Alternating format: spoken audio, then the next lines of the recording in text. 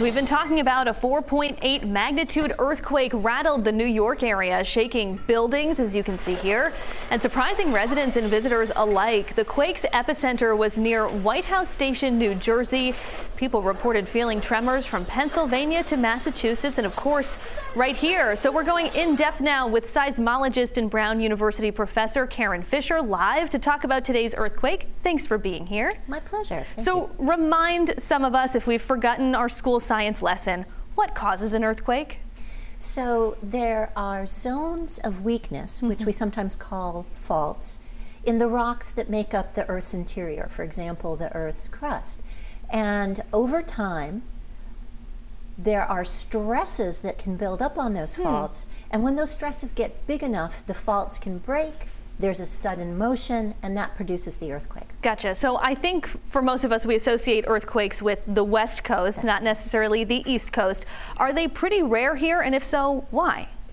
They are much less common here than they are in California or most of the western U.S.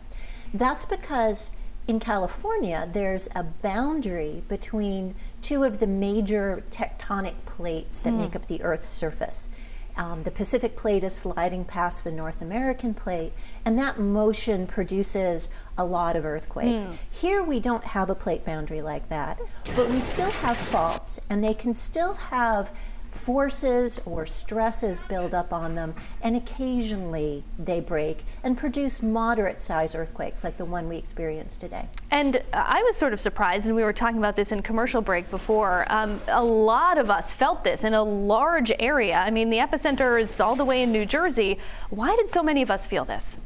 That's because when earthquake waves move out from the earthquake, and it's the earthquake waves that produce the shaking that we feel, they get absorbed, some of their energy gets absorbed by the rocks.